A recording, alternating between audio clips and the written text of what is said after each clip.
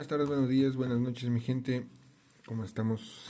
Vamos a continuar con estos temas interesantes del mundo del TCG, especialmente Magic, que es el que me atrapó. Pero, por supuesto, esto se puede aplicar a los TCGs que derivan de otras franquicias. El video pasado estuvimos hablando un poco sobre por qué las cartas tienen valores tan absurdos, pero lo abordamos desde una perspectiva económica, desde una perspectiva materialista. Entonces, hoy vamos a utilizar otra perspectiva que nos va a sumar para poder entender la totalidad del fenómeno. Y en este caso, pues vamos a abordarlo desde cosas un poco más ontológicas.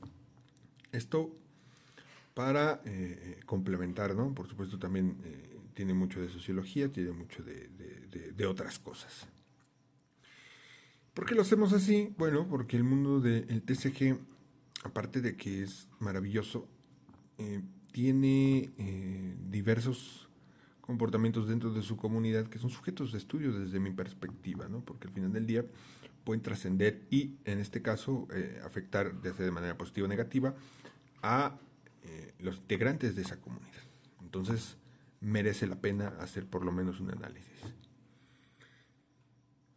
Aquí, en este caso, pues vamos a hablar más o menos de lo que hablamos la vez pasada, reitero, bajo otra perspectiva. Y miren, aquí hay algo extraño. Es casi absurdo. Me refiero a que, miren, cuando yo era más chavo y no me interesaban estos temas a mí, siempre han existido las cartas caras, siempre. O sea, yo me acuerdo, por ejemplo, en la secundaria, muchos amigos jugaban Yu-Gi-Oh!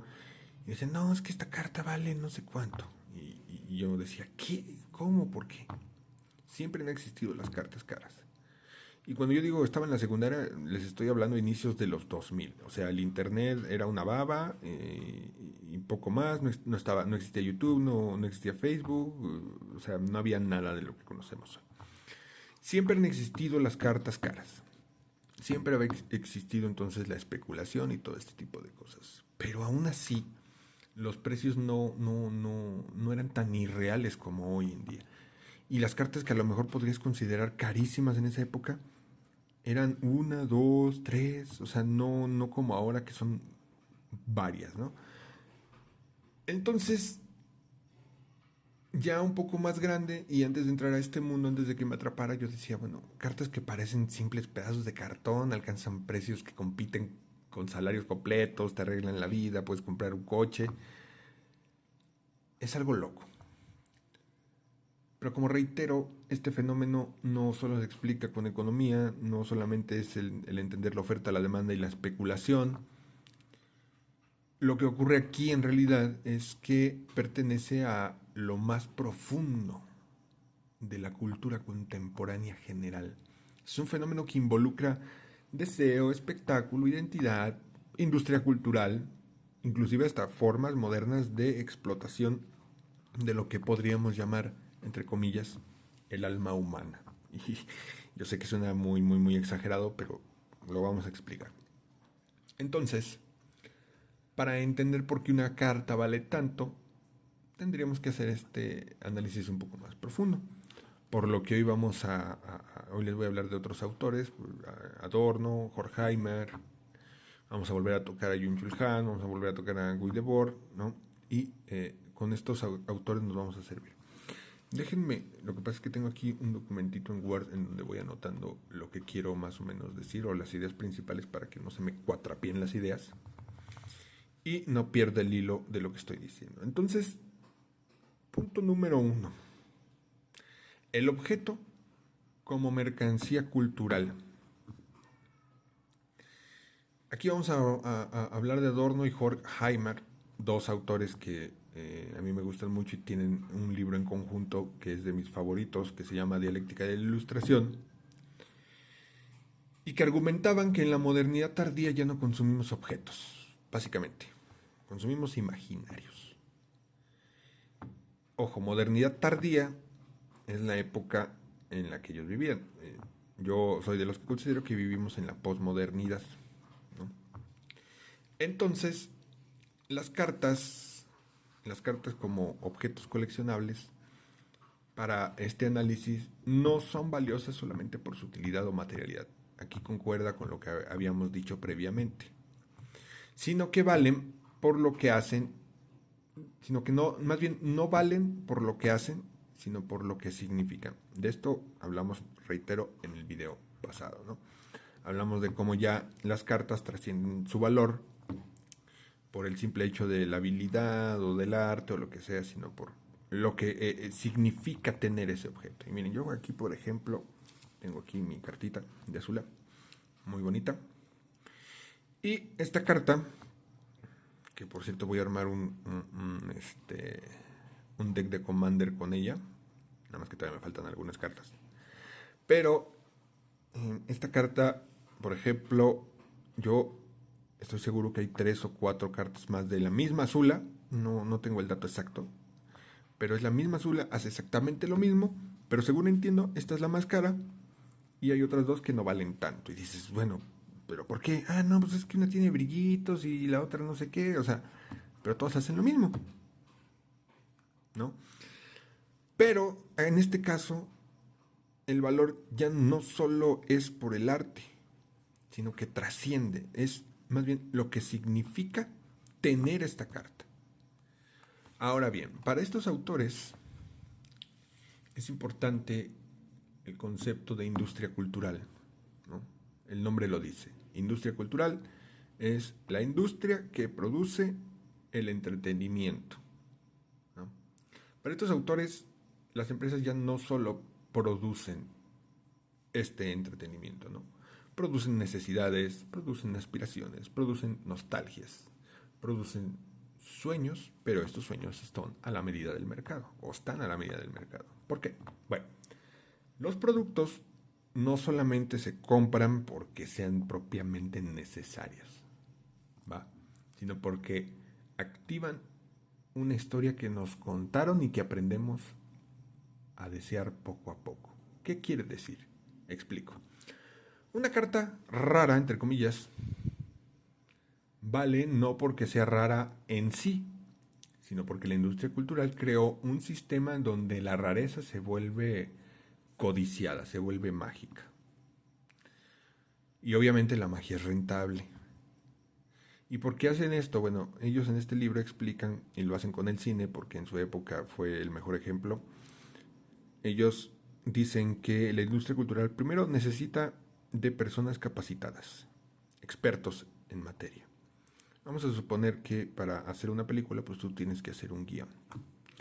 Entonces este guión, pues ya tiene la historia escrita y va creciendo, ¿no? Y tiene su solución y su moraleja y bla, bla, bla, bla, bla. Bueno, pues esa estructura es una estructura ya, digamos, como base. Es algo preconfigurado que todas las películas actualmente deben de tener y lo vemos con los ejemplos del cine actual. Si tú ves una película, muchas veces vas a sentir que ya viste esa historia. Y no porque hayas visto la historia propiamente o la película que estás viendo ya la hayas visto en otro lugar.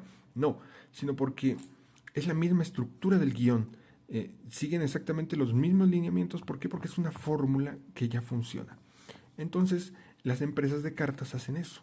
A su estilo, por supuesto, ¿no? Ya saben que tienen que hacer un tiraje de cierto número de cartas.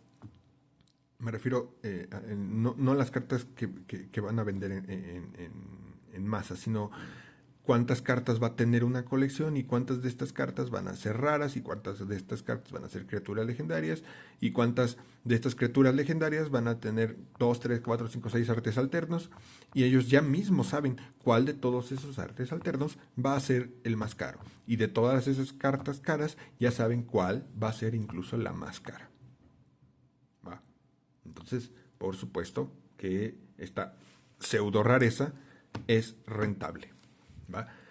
Entonces, para Adorno, para Horkheimer, el consumidor cree que decide lo que va a comprar, pero su deseo ha sido previamente ya manufacturado, manejado y estructurado por el sistema. La carta es mercancía, eso ya lo vimos en el video pasado, pero sobre todo es un símbolo de un deseo cuidadosamente construido, ¿vale? Esto es lo que nos diría Adorno y Horkheimer. Reitero, son análisis de estos autores. Déjenme avanzar un poquito en el documento. Bien. Entonces, aquí quisiera yo hablar, para hilar con lo anterior, sobre la lógica de una emoción que es administrada, lo que es la explicación del por qué el deseo está cuidadosamente construido. La industria de la cultura, como otras industrias, administra nuestras emociones. No solo con la publicidad y los youtubers, no solo con eso, sino que nos enseña, nos educa cuándo emocionarnos, qué coleccionar, qué valorar, y eso lo van a entender perfectamente con las cartas. O sea, no creo que ni siquiera necesite detenerme a explicar eso. Porque esta industria nos enseña, pues mira, esta carta está chida, pero va a salir un arte alterno, y ese arte alterno es más raro. O sea, va. Y lo hace, todo esto lo hace mediante un mecanismo que parece inocente, ¿no? Porque todos ven los spoilers y ven las cartas anunciadas y ahora le está chido. Parece inocente. Pero hay algo que incluso hasta pasa desapercibido. Y es la nostalgia. Nostalgia, así es. Y yo fui víctima de la nostalgia. Gracias a la nostalgia yo estoy en Magic. Y ya quedé atrapado porque me encanta el juego. Lo amo. A ese nivel. ¿Por qué? Bueno, yo por ejemplo, yo compré el set este que tengo aquí en el canal haciendo el unboxing. Es el de Avatar, el Beginner. Porque me gusta Avatar. The Last Airbender. Me gusta. Yo lo compré por eso. Va. Evidentemente, pues ya vi que es todo un mundo y que hay más cosas y, bueno, pienso quedarme en ese mundo. Pero yo lo compré por nostalgia. De pronto no somos conscientes de eso. Yo sí fui consciente desde el primer momento, por supuesto, pero no me importó. Porque me gusta, objetivamente me gusta Avatar. Entonces, nos venden eso. Nostalgia por la infancia, por los juegos, o por un mundo en donde antes no había problemas, o todo estaba mejor, lo que tú quieras, lo que sea que te genere nostalgia, ¿no? Antes aquí había, por ejemplo, Avatar. Aquí me tocó ya grande, perdón, y ¿qué será? Estoy hablando de principios de los 2000 que salió Avatar. Yo tenía unos 15, 16 años tal vez. Entonces yo ya no estaba tan pequeño, ¿no? Pero era fue una época que considero buena en mi vida, ¿no? A lo mejor de manera psicológica se activa esa parte de mis recuerdos cuando yo veo Avatar, ¿no? Porque en esa época yo lo veía. Así funciona la nostalgia. Por supuesto, eso hace que, aunque tengamos 25, 30, 40 años, pues sigamos comprando cartas, ¿no? ¿Por qué? Porque no estamos comprando el objeto como tal. Al menos no con este caso, no en este caso en específico. Sino que estamos comprando recuerdos de un niño que fuimos, un adolescente que fuimos, lo que sea. No, digo, en este caso en específico, yo sé que siempre hay colecciones nuevas, con personajes nuevos, con lo que sea. No, no se aplica a lo mejor a eso. O puede ser que sí, porque siempre salen las reimpresiones con otros artes, etcétera, ¿no? Con otras cosas nuevas. Pero bueno. Entonces aquí Adorno diría que no es nada más una coincidencia. La industria cultural sabe que el adulto, cansado, agotado, frustrado, desea regresar a un estado más tranquilo de inocencia, aunque sea a través de esto, ¿va? Y pues nos vende eso, y a precios caros, para acabarla de molar. Y aquí es donde vamos a volver a la sociedad del espectáculo porque esto lo refuerza. Lo hablamos en el anterior video, donde dijimos que no vivimos en un mundo en donde las imágenes representan cosas. Vivimos en un mundo en donde las imágenes reemplazan a la realidad. Entonces, aquí las cartas se convierten en iconos. Una carta holográfica, una edición limitada, rareza, arte alterno, lo que sea, todo forma parte del espectáculo. Digamos que es como una gran puesta en escena, una gran película, lo que tú quieras, en donde el valor se mide por lo que puede ser mostrado. Aquí es en donde aparecen lo que hablamos en el anterior video, los influencers, la gente, ahí fotografías de colecciones, unboxings en directo, subastas grabadas, clips virales. No importa, en este caso, reitero, no importa la carta en sí, sino la visibilidad. Una carta no es cara porque sea buena, porque sea útil o lo que haga en el juego. Una carta es cara porque es un objeto perfecto dentro del espectáculo. Es brillante, es fotografiable, es viralizable. Y para muestra, pues, vean las miniaturas de los videos, ¿no? De muchos creadores de contenido que abren sobres y que participan dentro de este mercado de la especulación y lo que sea. Y pues evidentemente la carta ahí enfrente, ¿no? Es lo que vende. Se vuelve algo fotografiable, viralizable. Porque en este caso el valor se transforma en luz, se transforma en brillo, en una capacidad de circular como si fuera una simple imagen. Entonces el coleccionista moderno no está comprando cartas, compra posiciones dentro del espectáculo. Y por supuesto, esto es un poco más profundo, ¿no? ¿Por qué? Porque el capital emocional o el mercado emocional tiene mucho que ver con la autoexplotación. Y aquí es en donde entra mi amigo Byung-Chul Han, el autor que estuvimos tocando la vez pasada. Pero aquí voy a hacer referencia a uno de sus mejores libros, que se llama La Sociedad del Cansancio. Este autor, digamos que lo interpretaría como parte de un capitalismo del rendimiento. Para este autor vivimos en un capitalismo del rendimiento. ¿Qué quiere decir esto? Que vivimos en una época en donde ya no necesitamos en muchas ocasiones ni jefes externos que nos exploten o que estén detrás de nosotros. Ahora nos explotamos a nosotros mismos. Miren, vamos a ponerlo así. Te compras tu booster del que tú quieres. Entonces te grabas a ti mismo abriendo sobres en vivo. Por supuesto generamos el contenido, lo mostramos, mostramos las cartas. Y esto nos hace competir con quién tiene la colección más grande o la carta más rara. Pero aquí hay algo detrás porque la mayoría de nosotros pues no, a lo mejor no tiene el dinero suficiente como para estar compre y compre y compre y compre cosas, ¿no? Esto lo hace la gente que tiene dinero. Este hobby es para gente lastimosamente que tiene dinero y no debería ser así, pero bueno. Entonces, cuando tú abres una caja, un sobre, hay un trabajo previo. Un trabajo que te dio ese dinero para poder comprar esa carta o comprar ese sobre para abrirlo. Y si no te sale la carta que quieres, la carta rara, la carta extraña, la carta más cara, pues te frustras. Eso es autoexplotarse. ¿Por qué? Porque estás obligándote a trabajar para comprar algo que ya de por sí es caro, sin que propiamente sepas si viene o no una carta cara, que podía sobrepasar perfectamente el valor del booster, de la caja o del sobre. Entonces hay un trabajo previo. Te estás autoexplotando para comprar algo que no sabes que realmente te va a redituar económicamente. Entonces ya de ahí está el enfoque extraño, está mal enfocado el asunto, porque y lo pueden ver con los creadores de contenido, con muchos.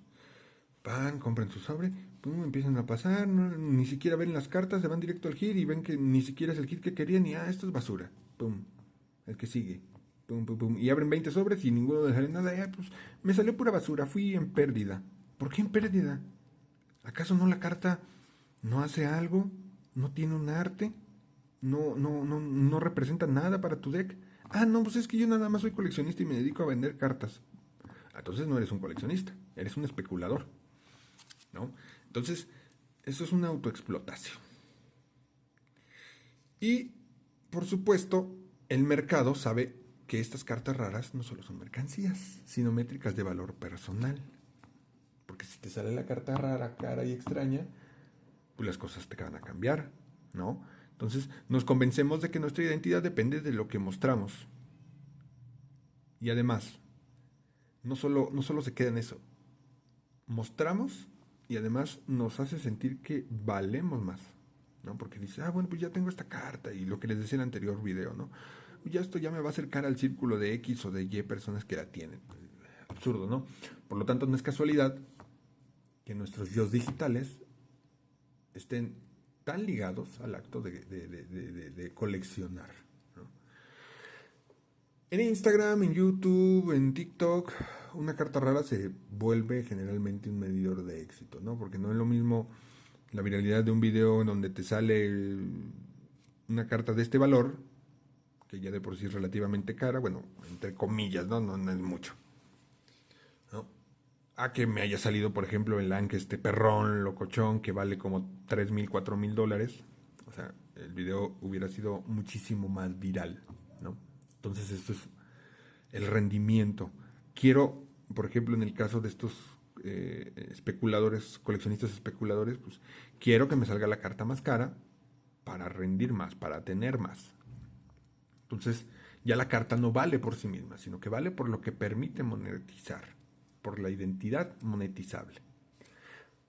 Entonces aquí la autoexplotación se vuelve un poco dulce, se siente como un hobby, como una pasión, como amor por el coleccionismo.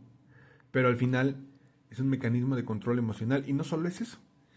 Es una falsa apreciación porque esta gente que abre cartas y que abre sobres y dice, ay no, pues me salió pura basura, entonces no estás amando el hobby. Entonces no es pasión por el hobby. Tú lo que quieres es una carta cara para venderla y hacer dinero. Y te convierte eso en un especulador. No es algo malo, por supuesto. Bueno, no en el sentido de que no estás dañando propiamente a alguien. Pero entonces no te digas coleccionista, porque no estás coleccionando. Estás especulando y estás buscando objetos caros para hacer dinero.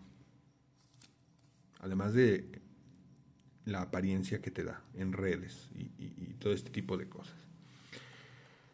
Entonces, habría que analizar, ya para finalizar este video y que no se haga más largo, habría que analizar qué es lo que revela este comportamiento sobre nosotros. Yo diría incluso que la verdadera pregunta no es por qué las cartas son caras. La verdadera pregunta, y ojo con esta pregunta porque es dura, ¿qué tipo de seres somos nosotros los que valoramos tanto algo así? O sea, ¿qué tipo de seres somos? ¿Somos seres nostálgicos, capturados por el espectáculo, seres que buscan validación, seres que están por ahí simplemente en el mundo en donde el valor es simplemente una ficción que se comparte? Aquí me gustaría citar a otro de mis autores favoritos, Heidegger, o Heidegger, como se dice en alemán, que diría que vivimos en un tiempo en donde lo auténtico está oculto, donde nuestras decisiones están marcadas por estructuras que simplemente no controlamos, y eso es cierto, porque no lo controlamos, y donde los objetos, pues básicamente nos dan una identidad, porque hemos perdido otras formas de encontrarla. Esta carta a esta gente que especula y presume tanto de ellas, ¿les da una identidad? Es una pregunta, no es una afirmación. ¿Les da una identidad? No lo sé. Habría que preguntarles. Seguramente te van a decir que no, pero también analizando sus acciones, la forma en la que lo hacen, pues podríamos darnos una idea. Entonces las cartas son caras, y esta podría ser una breve respuesta a este video. Las cartas son caras porque llenan huecos existenciales, porque sirven de brújula en un mundo sin dirección, y por eso se vuelven caras, y por eso la gente está dispuesta a pagar por ellas. Dicen por ahí que el valor de una carta lo dicta el mercado, ¿no? Eso dicen todos. Vamos a ver Star City Games o City Plays o no sé cómo se llama esa página donde ven los valores de las cartas. Pero tal vez eso sea al revés, ¿no? El mercado solo refleja ansiedades, deseos, nostalgias y vicios por lo que sea que nos genere nostalgia. Las cartas entonces son caras porque vivimos en un mundo en donde lo inútil, y no quiero decirle inútil al juego, no me malinterpreten, pero lo inútil se vuelve valioso cuando promete un sentido. Y, y puedo poner un ejemplo más drástico, ¿no? El OnlyFans. Yo no, nadie saca ningún beneficio de eso más que las personas que cobran de eso. O sea, es algo completamente inútil, pero es valioso. Es un mercado millonario. Por eso digo, no le quiero decir inútil al juego porque no es que sea inútil, pero sí es inútil todas las formas en las que se está interpretando para llegar a la valoralización de una carta y subirla a precios estratosféricos. Entonces, ese es el misterio más profundo, ¿no? No estamos pagando por la carta. Pagamos por quien creemos que somos cuando la tenemos. Los dejo yo con esta reflexión. Dime qué opinas en los comentarios. Dime, cuéntame tu historia, por qué coleccionas cartas, qué es lo que te llena, qué es lo que te gusta. En otro video tal vez yo aborde qué es lo que me gustó a mí, aunque ya más o menos le he dicho con cositas, pero por supuesto puedo profundizar más. Pero pues yo te leo en los comentarios. Nos vemos en el próximo video, a ver de qué rayos vamos a hablar, pero igual si tienes algún tema, déjamelo en los comentarios y con mucho gusto lo abordamos. Nos vemos en la próxima, amigos. Hasta luego.